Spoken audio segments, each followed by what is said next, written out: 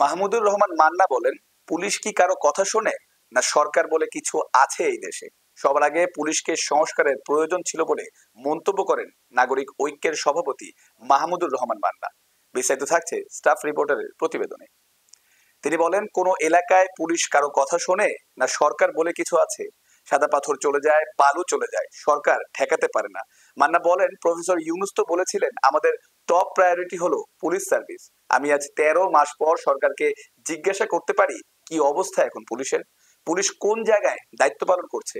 মঙ্গলবার ঢাকা রিপোর্টার্স ইউনিটিতে ডিআরইউ শফিকুল কবির মিলনায়তনে গণতন্ত্র মঞ্চ আয়োজিত বর্তমান রাজনৈতিক ব্যবস্থা এবং করণীয় শীর্ষক আলোচনা সভায় তিনি এসব কথা বলেন। মান্না বলেন, পুলিশের মধ্যে তো একটা ট্রমা আছে, ভয় পায়, কোথাও যেতে চায় না। সরকারের দায়িত্ব ছিল সবার আগে পুলিশকে ঠিক করা।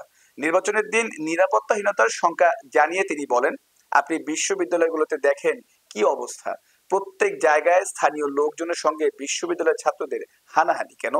এই সরকার আসার পর রাতের বেলা প্রক্টর, প্রো ভাইস চ্যান্সেলর ফেসবুকে কাঁদছেন। সারা দেশের মানুষের কাছে বলছে, আমরা অসহায়, আমাদের বাঁচান। কেউ বাঁচাতে যায়নি। তাহলে একইভাবে ভোটের দিন ক্যান্ডিডেটদের পেটাতে থাকবে, ক্যান্ডিডেটদের মারতে থাকবে, বলবে আমাকে বাঁচান, কিন্তু কেউ বাঁচাতে পারবে না।